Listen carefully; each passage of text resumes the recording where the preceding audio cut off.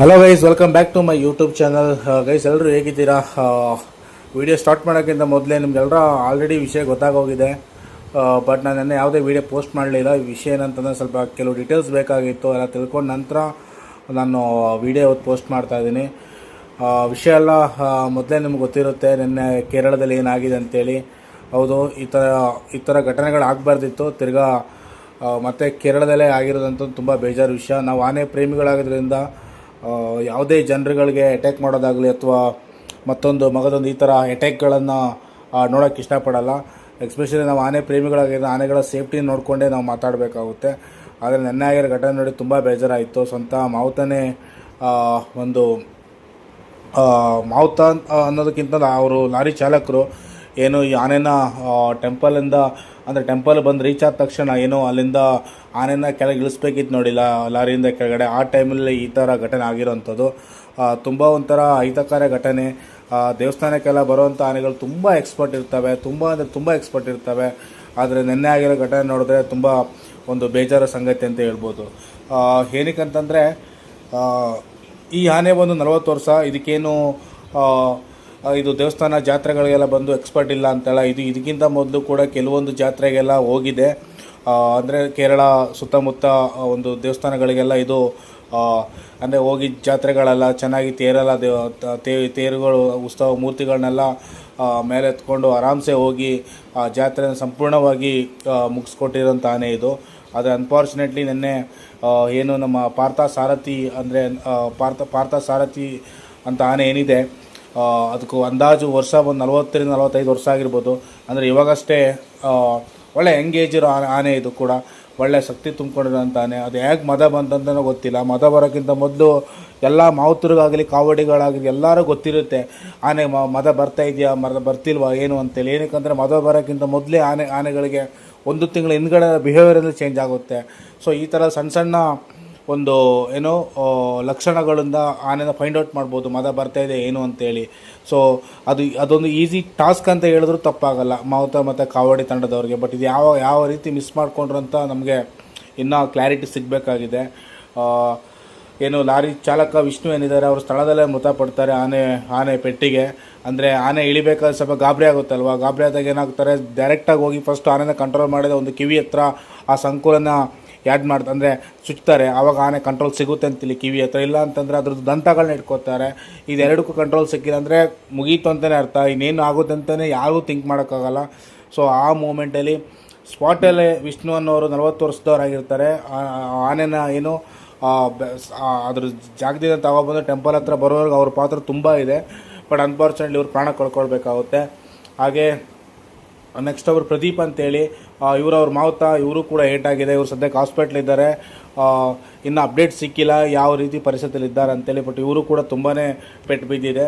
ಹಾಗೆ ಇಮಿಡಿಯೇಟ್ ಯಾರೂ ಸಪೋರ್ಟ್ ಸಿಕ್ಕಿಲ್ಲ. ಅರೌಂಡ್ ಮಾರ್ನಿಂಗ್ ಇದು 9:30 9:45 ಆಗಿರೋಂಥ ಒಂದು ಘಟನೆ ಇದು. ಸುತ್ತಮುತ್ತ ಇದ್ದವರೆಲ್ಲ ಏನೋ ಗಾಬರಿ ಆಗಿಬಿಡ್ತಾರೆ, ಸಡನ್ನಾಗಿ ಆನೆ ಈ ಥರ ಆಗ್ತಾಯಿದೆ ಅಂತೇಳಿ.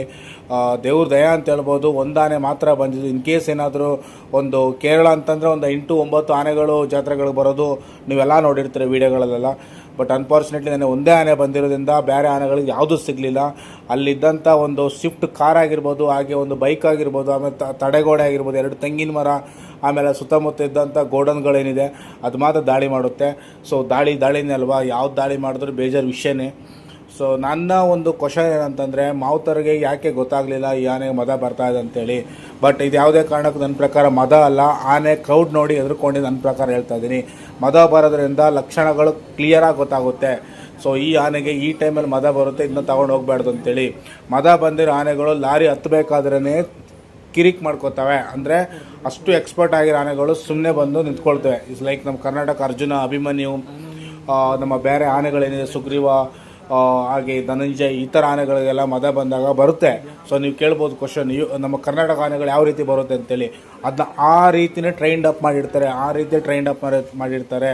ಡೇ 1ಇಂದ ಯಾರು ಟೇಕ್ ಕೇರ್ ಮಾಡಿದ್ರೆ ಅವರೇ ಇರ್ತಾರೆ ಆನೆಗೆ. ಇವಾಗಲೂ ಕೂಡ ನೀವು ನೋಡ್ಬೋದು, ಕೆಲವೊಂದು ಆನೆಗಳಿಗೆ ಡೇ 1 ಯಾರು ಟ್ರೈನಿಂಗ್ ಆಗಿರ್ತಾರೆ ಆ ಮಾತನ್ನ ಚೆನ್ನಾಗಿ ಕೇಳ್ತಾರೆ. ಬಟ್ ಇವ್ರಿಗೆ ಯಾಕೆ ಗೊತ್ತಾಗಿಲ್ಲ ಅಂತ ನನಗೆ ಒಂದು ತಲೆಯಲ್ಲಿ ಕ್ವಶನ್ ಆಗಿ ಉಳಿದಿದೆ. ಈ ಆನೆಗೆ ಮದ ಅಂತ ಇವಾಗ ಹೇಳ್ತಾ ಇದ್ದಾರಲ್ಲ, ಅನ್ಸೋ ನನ್ನ ಪ್ರಕಾರ ಮದ ಅಲ್ಲ ಅದು. ಆನೆ ಆಟೋಮೆಟಿಕ್ ಆಗಿ ಅಗ್ರೆಸಿವ್ ಆಗಿದೆ. ಜನ ನೋಡಿ ಆಗಿರ್ಬೋದು ಅಥವಾ ಇಳಿಯೋ ಮೂಮೆಂಟಲ್ಲಿ ಏನಾದರೂ ಒಂಥರ ಗಾಬರಿ ಆಗಿರ್ಬೋದು. ಈ ಗಾಬರಿಯಿಂದ ಏನಾಗುತ್ತೆ, ಒಂದು ಸಲ ತಳ್ಳದ ಮೇಲೆ ಜನ ಕಿರ್ಚೋದ್ರಿಂದ ಅಥವಾ ಒಂಥರ ನಿಮಗೆ ಗೊತ್ತಿರುತ್ತಲ್ವ, ವಾತಾವರಣ ಎಲ್ಲ ನೋಡಿದಾಗ ಒಂಥರ ಗಾಬರಿ ಆಗಿಬಿಡುತ್ತೆ ಯಾವುದೇ ಪ್ರಾಣಿಗಳಾಗಿರ್ಬೋದು. ಸೊ ಆ ಮೂಮೆಂಟಲ್ಲಿ ಈ ಆನೆ ಇಷ್ಟು ರೊಚ್ಚಿಗೆಳೋಕ್ಕೆ ಕಾರಣ ಅಂತ ಹೇಳ್ಬೋದು. ಒಟ್ಟಿನಲ್ಲಿ ಈ ಆನೆನ ಇಮಿಡಿಯೇಟ್ ಅಂತೂ ಯಾರೋ ಬಂದು ನಮ್ಮ ಡಾಕ್ಟರ್ಸ್ ಆಗಿರಲಿ ಅಥವಾ ಇನ್ಯಾರು ಹತ್ರ ಇದ್ದರೂ ಯಾರು ಬಂದು ಕಂಟ್ರೋಲ್ ಮಾಡೋಕ್ಕಾಗಲಿಲ್ಲ. ಸೊ ಅದು ದಾಂಧಲೆ ಮಾಡುತ್ತೆ ಟಿಲ್ 11 o'clockವರೆಗೂ ದಾಳಿ, 1-1.5 ಗಂಟೆ ಕಂಪ್ಲೀಟ್ ದಾಳಿ ಮಾಡುತ್ತೆ. ಸಿಕ್ಕಿದ್ನೆಲ್ಲ ಬಿಸಾಕೋದು ನೀವು ಕಾಣ್ಬೋದು ವೀಡಿಯೋದಲ್ಲಿ. ಆ ಕಾರಂತೂ ಏನಿಲ್ಲ ಬಿಡಿ, ಅದು ಇನ್ನು ಸ್ಕ್ರ್ಯಾಪ್ಗೆ ಹಾಕಿದ್ರೂ ಬೆಟ್ರ್ ಅನ್ಕೋತೀನಿ. ಅದು ಯಾವುದು ವರ್ಕೌಟೇ ಆಗೋಲ್ಲ. ಇನ್ನು ಸ್ಕೂಟೀಸ್ ಎಲ್ಲ ಸಣ್ಣ ಖರ್ಚು ದುಡ್ಡು, ಅದು ಬಿಡಿ ಹೋದರೆ ಹೋಗಲಿ, ನಷ್ಟನೇ. ಆದರೆ ಆ ಕಾರು ಆ ಮಾಲೀಕರಿಗೆ ಇಷ್ಟು ಬೇಜಾರಾಗಿರುತ್ತೆ. ಹಾಗೆ ನಮ್ಮ ದೇವಸ್ಥಾನದಲ್ಲಿ ಇವಾಗ ಒಂದು ಫಂಕ್ಷನ್ ಅಂತಂದರೆ 1-2 ತಿಂಗಳ 1 ವರ್ಷದಿಂದ ಪ್ಲ್ಯಾನ್ ಮಾಡ್ತಾ ಇರ್ತಾರೆ, ನಮ್ಮ ದೇವಸ್ಥಾನದಲ್ಲಿ ಹಬ್ಬ ಹೀಗಾಗಿರಬೇಕು ಹಾಗಾಗಿರಬೇಕು ಅಂತೇಳಿ. ಬಟ್ ಅನ್ಫಾರ್ಚುನೇಟ್ಲಿ ವಿಷ್ಣು ದೇವರು ಏನಕ್ಕೆ ನನ್ನ ಒಂದು ಆನೆ ಪ್ರೇಮಿಯಾಗಿ ಹೇಳ್ಕೊತೀನಿ, ಏನಕ್ಕೆ ದೇವರು ಇರಲಿಲ್ವ ಆ ಮೂಮೆಂಟಲ್ಲಿ ಅಂತೇಳಿ. ಅಟ್ಲೀಸ್ಟ್ ದೇವರು ಇದ್ದಿದ್ರೆ ನಮ್ಮ ಒಂದು ಆ ಥರ ಒಂದು ಘಟನೆ ಆಗೋದು ತಪ್ಪಿಸ್ತಾ ಇತ್ತೇನೋ ಅಂತೇಳಿ. ದಯವಿಟ್ಟು ನಾನು ಕೇಳ್ಕೊಳ್ಳೋ ದೇವ್ರ ಹತ್ರ ಈ ಥರ ನಮ್ಮ ಆನೆಗಳೇನಾದರೂ ಬಂದಾಗ ದೇವರೇ ದಯವಿಟ್ಟು ಆದಷ್ಟು ನಮ್ಮ ಆನೆಗಳಿಗೆ ಇಂಥ ಅಹಿತಕರ ಘಟನೆ ಆಗದೇ ಇರೋ ನೋಡ್ಕೊಳ್ಳಿ ಅಂತೇಳಿ ನಾನು ಕೇಳ್ಕೊತೀನಿ ನಮ್ಮ ದೇವ್ರುಗಳ ಹತ್ರ. ಸೊ ಏನಕ್ಕಂದರೆ ನನ್ನಿಂದ ನಾನು ನೋಡ್ತಾ ಇದ್ದೀನಿ ಸೋಷಿಯಲ್ ಮೀಡ್ಯಾದಲ್ಲಿ ಈ ಆನೆ ಎಷ್ಟು ತೋರಿಸ್ತಾ ಇದ್ದಾರೆ ಅಂದರೆ ಅಷ್ಟು ಬೇಜಾರಾಗುತ್ತೆ. ಸುಮಾರು ಜನಕ್ಕೆ ಇದೊಂಥರ ಫನ್ ಮೂಮೆಂಟ್ ಆಗಿರ್ಬೋದು. ಬಟ್ ನಾವು ಆನೆ ಪ್ರೀತಿಸ್ತೀವಲ್ವ, ನಮ್ಮಂಥ ಒಂದು ಆನೆ ಪ್ರೇಮಿಗಳೇನಿದ್ದೀವಿ ತುಂಬ ಬೇಜಾರಂಥ ವಿಷಯ.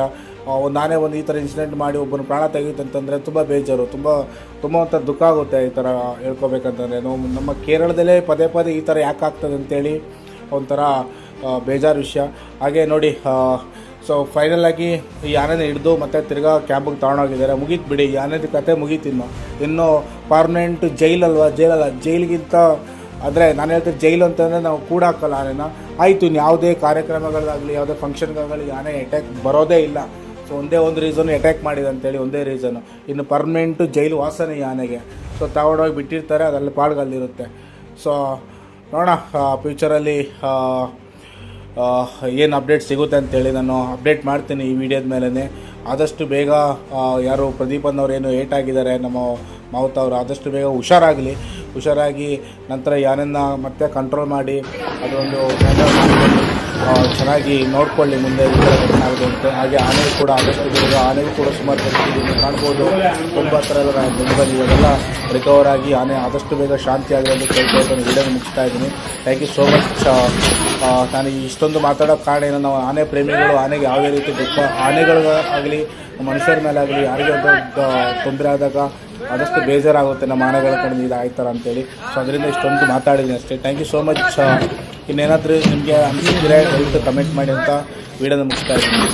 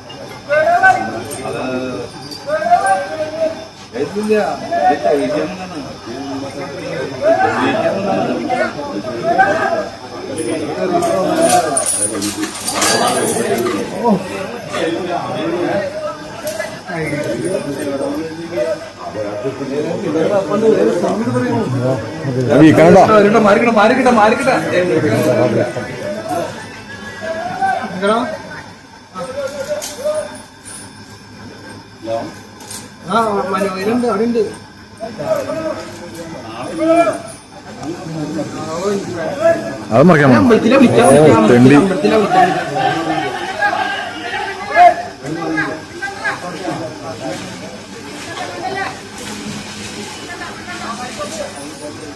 പഴയതാൻ പറഞ്ഞ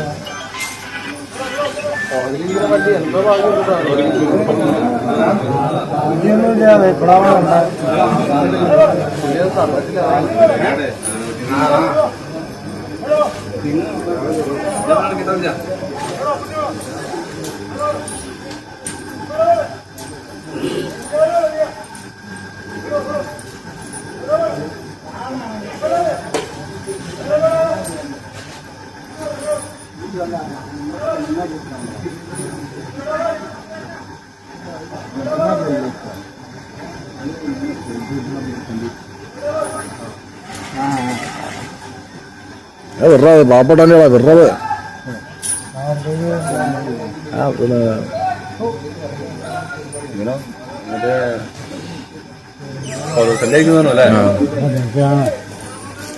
അതിന്റെ മുകളിൽ കെട്ടിക്കാണ് അപ്പൊ അതിന്റെ മുകളിൽ കെട്ടിച്ചവൻ ഞെരുക്കി ഒതുക്കി